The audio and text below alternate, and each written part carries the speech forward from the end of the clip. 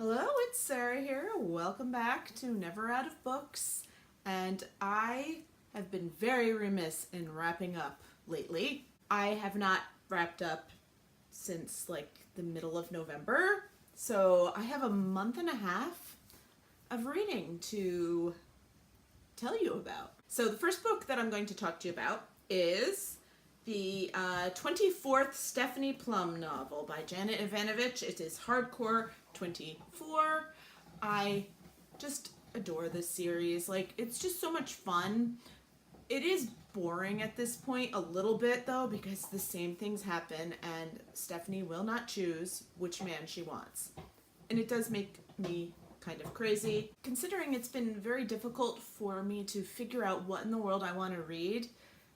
And I haven't really liked anything. This was a decent book to pick up. I gave it 3 stars. Then, because I have not had access to my books, my physical books, because of construction and things like that going on, I read a book off of my e-reader, A Promise of More by Bronwyn Evans.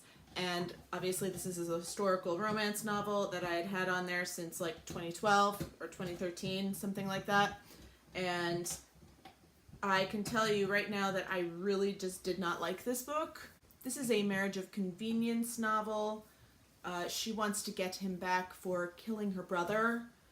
And the thing that drove me crazy about this book is that it perpetuated the good sex equals love trope that goes on sometimes with historical romances and with other romances too, which I don't agree with and I think is stupid. So I had a really difficult time with this book because good sex does not equal love. I gave it 2 stars. Then I got from the library Wild in Love by Eloisa James. It just happened to come in, so I read it. Another historical romance.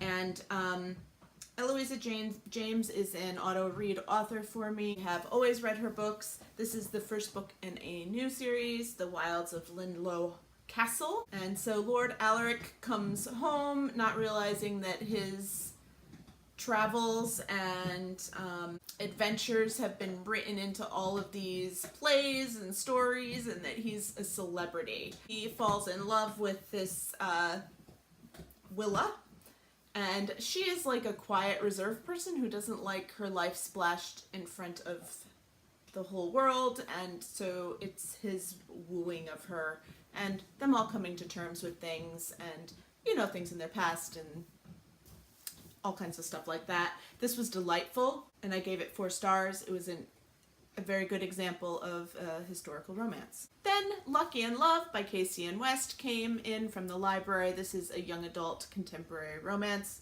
about Maddie, and she, on a whim, buys a lottery ticket and wins the lottery.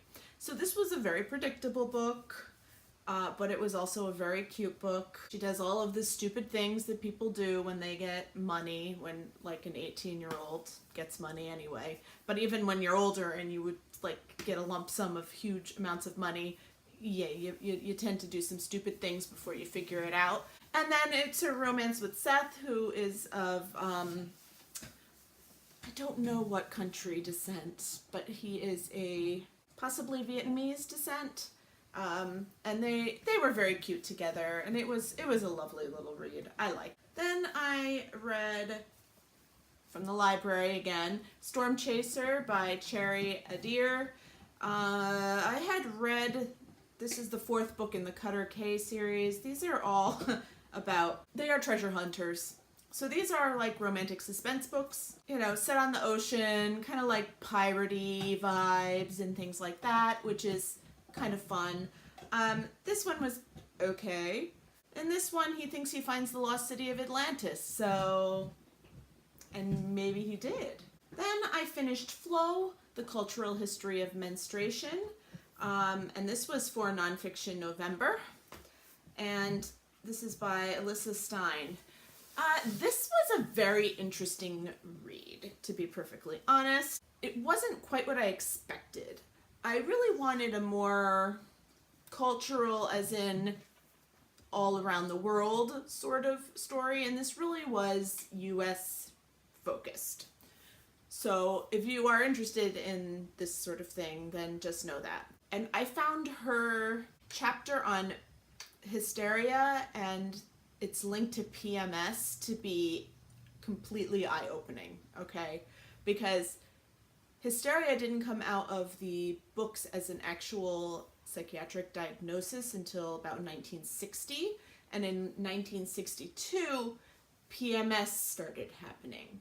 And PMS is not diagnosable by doctors because it's completely subjective.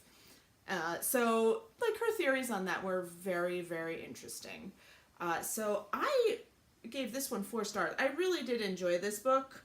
I know it's not a topic that's of interest to everyone, but I'm cool with that sort of thing. But it was really good. Then I listened to Ender's Game by Orson Scott Card with my daughter because we listened to audiobooks together. This was a reread for me. I had read this, as a teenager or whatever, and I didn't remember the ending, to be honest. I knew it was, like, drastic. I enjoy this book. I think it's a fantastic science fiction, and I have no desire, though, to read any more in the series, but I enjoyed this for what it was, and it was really good narration on this audiobook. Like, very, very, very, very good. It had sound effects and stuff too. It was fantastic. So that was really good. I enjoyed it. It's a 4-star book. Then into the library came Sweet Tea and Sympathy by Molly Harper. This is a woman's fiction chick lit. And this is about Margot. She is an event planner in Chicago, and this crazy fiasco has her fired. And she doesn't know her father. Her mother had kept her from her, or whatever the story was. He divorced her. I think her father was an alcoholic. And her family in Georgia offers her a job at their funeral home / bait shop. Yes, that is a real thing. And, the chance to get to know her father and her family, who she's really never met before.